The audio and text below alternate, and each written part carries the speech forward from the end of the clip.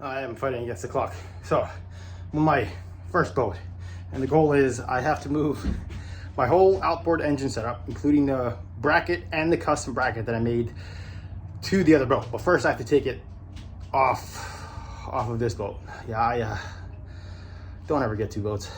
What am I thinking? This is it. That whole contraption needs to be moved from this boat onto a different sailboat, which is way over there. And yep, good old dinghy is the means of transport.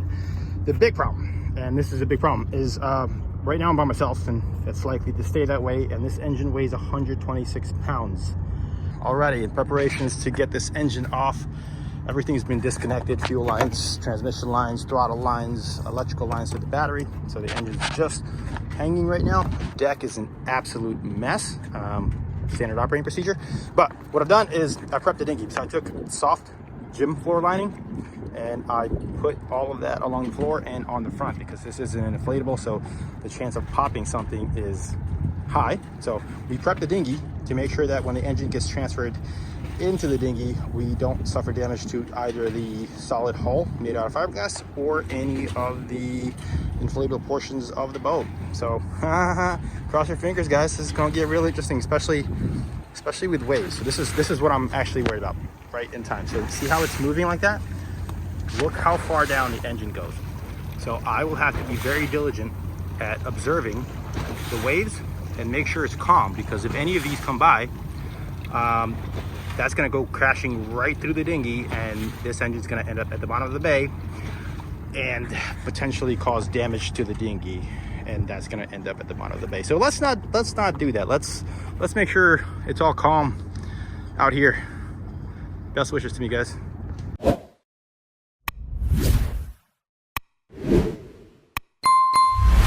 And here we go. This is the bracket.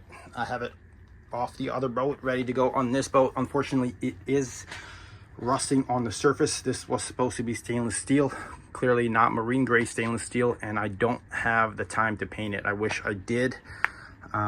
We will see how the circumstances turn out, but in order to paint this properly, this would have to be ground down and then some sort of primer applied and then paint applied. So we don't have the time to do all of that, because I need to get this engine on the boat ASAP so I can move this thing. So this is what I've done. I got a stencil made out of regular paper. I've copied the back of my bracket mounting points and taped off all the edges. So unfortunately I can't go off center line because we have the chain plate right there, and the chain plate has 3 inches of reinforcement on either side. So I actually have to go 4 inches over for my first top hole, and I think this is good. If we go in the back of the boat, this is what I'm talking about. So you see the chain plate is right there with the reinforcement being 3 inches either side. So for me to get the clearance to get the bolts in, I have to go 4 inches to the left of our viewing position right there. I might get a little bit of steering from the motor being placed in this position, but hey, that's the thing. This is kind of an emergency, which is how everything has been with my boat life so far, but it's ready to drill. As far as drilling, so I will not show the drilling because, guys, I'm in a rush. So I'm trying to do all of these things at the same time, so not everything will be documented properly. However, we started with a small pilot hole, then we will be moving to a larger drill bit, and once again, even a larger drill bit after that. So this is a 1/2 inch drill bit. This is going to be the final hole. I did go 3/8 on my other boat. However, given the fact that this is going to be on the fly, and I do want some extra wiggle room for any of the screws or hardware that need to be inserted, so an extra 1/8 inch will be my kind of my grace point in case anything goes wrong. So there we go. 1/2 inch will be the last one. I've drilled the holes, pre-tested my backer brackets, and now it's just time to put some tape on at least one side so that water doesn't penetrate. I did not do this last time, and that was a mistake. So when you learn from your mistakes, you correct the problem. So let's put some tape on at least one side. I might actually do it on both, and that way we'll keep the fiberglass protected and the inside of this hull dry when we're in some seas. There we go. Tape is applied. Now I just gotta drill the holes through the tape. You can see the indents where it's going to go, and this will hopefully keep the inside of that fiberglass dry, and any water outside of the boat. We've also done the same thing on the backing plates. So we're going to keep water from that exposed fiberglass from the inside and from the outside of the boat, because if you have been on a boat, there's a ton of moisture that is in the air. So I want that fiberglass to be protected. So there we go. It's now protected from the inside and from the outside on both the bracket and on the backing plates. This is going to be the difficult part. So I have the bracket tied off with 2 different ropes. One's for security, just because I'm paranoid, and the game plan is to drop the bracket overboard and catch it on the other side, and then hopefully have enough manual dexterity to mount it on the 2 screws, the guide screws that I have on the inside of the hull, and secure them with a nut. And once that's done, then I can actually take the bolts and go in from this side. Let's try not to drop the phone.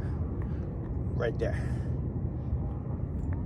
I got the bracket mounted, or at least secured, with 2 long bolts from the inside, and it's at least holding on. So now I'm going to put screws in here and then try to figure out a way to tighten from the inside of the boat, because I don't have an extra hand today, and you got to make do with what you got. Once all the hardware has been placed, I'm going to go ahead and put a bar, basically a jimmy bar, to hold the screws on this side, because I can't reach it from back there, and come back here with the socket in the dinghy and tighten everything down. So it's technically a breaker bar, but that's what we're using. So the breaker bar is going to sit against the exhaust pipe, and that's going to allow me to do this one-handed from the other side.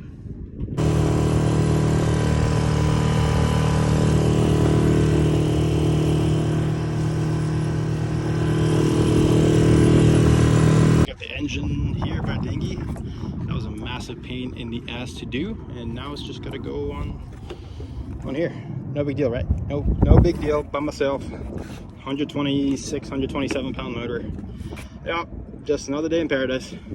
At this point, guys, I have mounted this engine on this boat single-handedly. That was a massive pain in the ass. Unfortunately, I didn't have time to properly film that because I was in a hurry.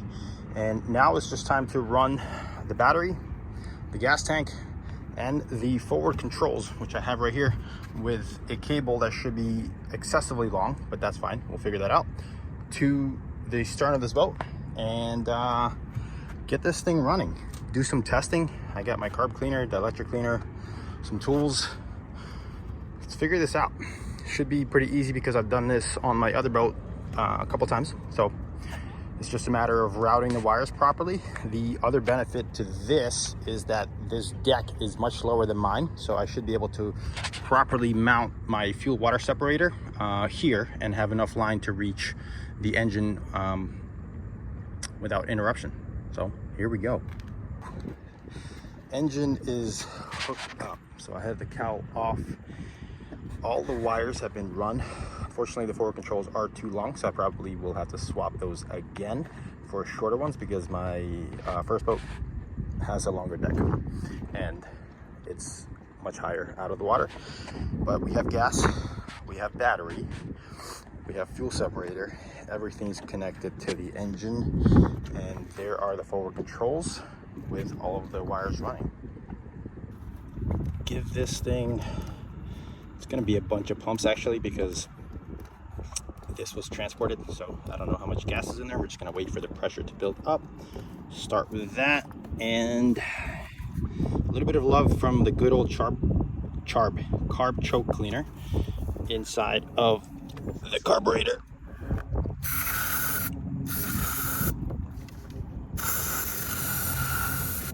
Okay, guys, here we go. Moment of truth, people.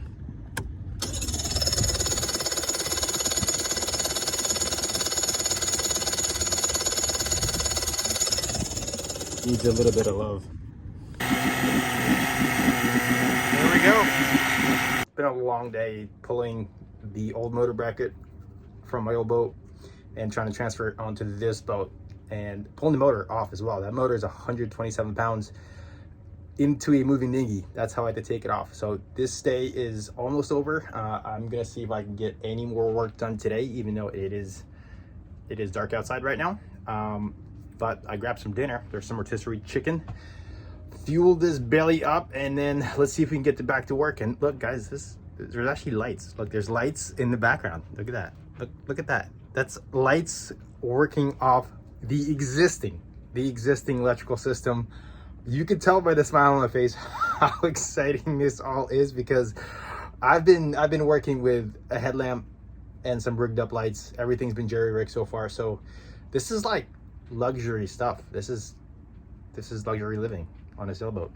Back on the deck on the Columbia, and here's what's making this two-boat process even more complicated. So this is a motor that I had on deck for a long time that I could never get going. This was my old dinghy motor.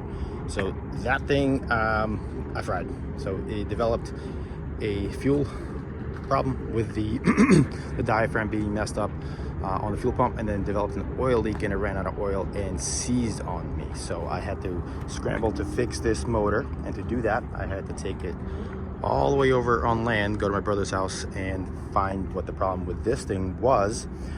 It turned out to be a stuck valve. So now at least I have a running 6 horsepower motor, so that was our equivalent. But the problem is the impeller is not working. So I'm taking apart the impeller, and I'm gonna see what's up with that. I have an impeller repair kit on the way, but that's not getting here until tomorrow, and that's a problem. So we need this engine to be running, because I need to transfer stuff from this boat over to that boat, which is like a good 6-minute, 7-minute dinghy ride. So let's get to it. Great news, guys. So Suzuki's working great. Now I just need to transfer the fins from this engine over to that engine, which means drilling new holes on the cavitation plates and transferring these fins, because they actually make a huge difference when you're planing. You reach planing speed much lower or much faster. So the planing speed is much lower, but you get there much faster, and then the boat levels out. So it makes a big difference in terms of your transport speed and just overall cruisability in a small dinghy like this with a 6 horsepower engine. Plus it's a short dinghy, so you have to sit relatively far forward in order to reach planing speed. And the problem with the impeller was a plugged exit hole. So the hole where the water comes out was actually plugged up, but I did take the whole impeller apart, inspect it. It's in relatively decent condition. I'll still replace the impeller later on, but there we go. Now it's working.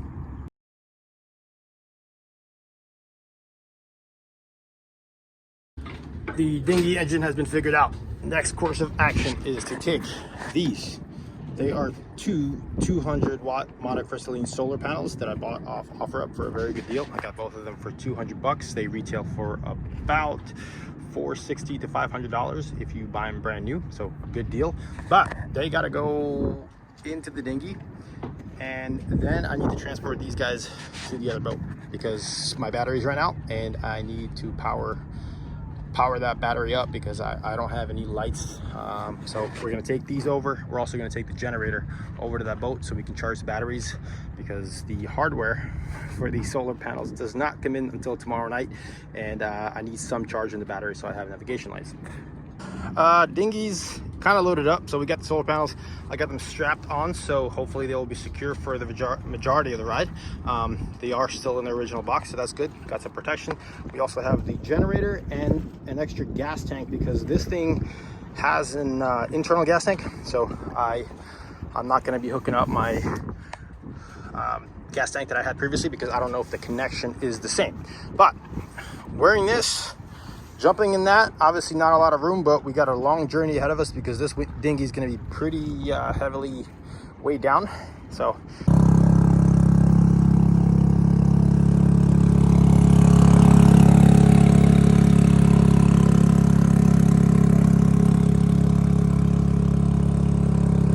back on deck of the Shibui. So here's the situation. Before I do anything else, my batteries have almost completely died. So they have just enough energy to power these lights, but nothing else is really working. So this is showing 10.5 volts. So I need to jump on and get this battery charged as much as I can, so that I have navigation lights on the mast. The way this is gonna work is, luckily for me, if we step inside here, this boat came with two massive 255 amp hour batteries right here and a 30 amp charge controller, or a charger for these batteries. They're going to be running off of this cord, so I'm going to plug this cord into my generator. And I've also brought the other charger with me. This is the charger that I brought over from the Columbia. This was used to charge the batteries over there. Again, same thing, using my generator. So the game plan is power up the generator, plug in the 30 amp, plug in the 15 amp. That should be a combined total of 45 amps.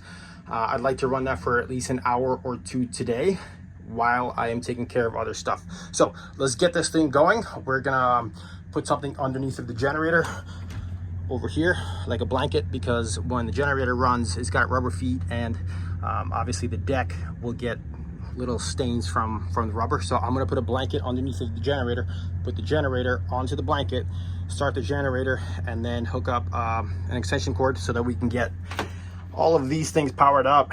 Easy day, guys.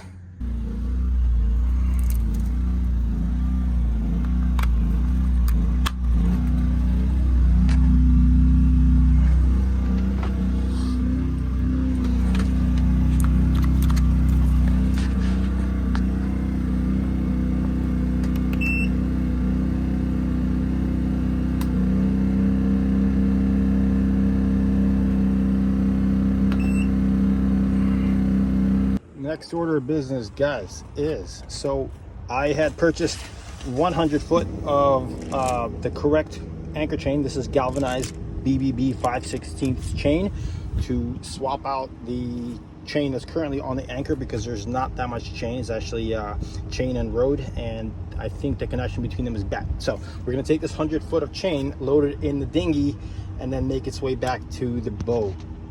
Problem with that is this size chain is about 0.96 pounds per foot. So that's 96 pounds of chain that I have to wrap around my neck and carry to the dinghy.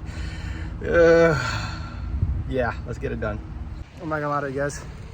This feels a lot heavier than 100 pounds of chain. Here we go. Back to the dinghy. Holy moly, that sucked. That sucked, but it's in the dinghy. So back to the car, grab the backpack, then pull the dinghy through this incredibly low tide today, and off to the Cal 40, deliver the chain.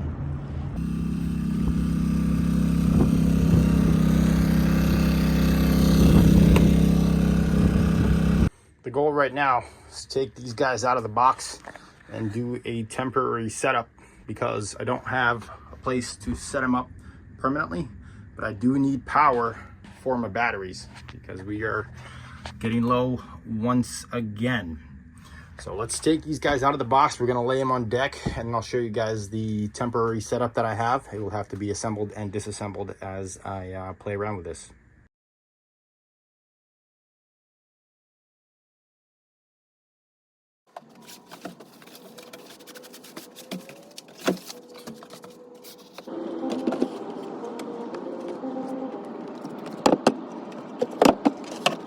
Once the solar panels are laid out on deck, I've actually used the cardboard that they came with that I took off in the beginning. That was a mistake, because I want to protect the deck. So I just reversed the cardboard, and now it's laying underneath, so there's no metal rubbing on the fiberglass deck. Next thing you do is, we have the terminals that are coming off both solar panels. We have a positive and a negative. I need to connect them together, and I'll show you what I'm going to do that with. To connect both solar panels together, I got these off of Amazon. They were about $9, so that's a good deal. They are made for 50 amps. You can see the number right there. I'll also post this in the show note captions in case you guys are interested in buying one of these. This is what they look like out of the bag. So you can see we can connect two positives, two negatives, and they go down into one terminal, which makes it easy for me to connect this to my solar charge controller. Once connected, there we go. We have two wires going into one, two wires going into one. This is great progress. Moving on. Next, we have 10 foot of wire. I believe this is 12 AWG. Here are the numbers. This also came off of Amazon. I will post a link in the show note captions down below. But let's take this out of the package and connect it to those connections on the deck. Once this is out of the bag, you can see that it came with additional connectors in case you wanted to put them in on this end. However, we will not be doing that because I need to plug these ends into my solar charge controller. So these are just going to stay somewhere for storage for now. Snapping these connections in is very easy. So you can see now we have 2 wires going into one. Same thing on the other wire. And I have these running all the way in here. And I've trapped them with the refrigerator door. We're going to put a meter on these and see if we're getting any readings.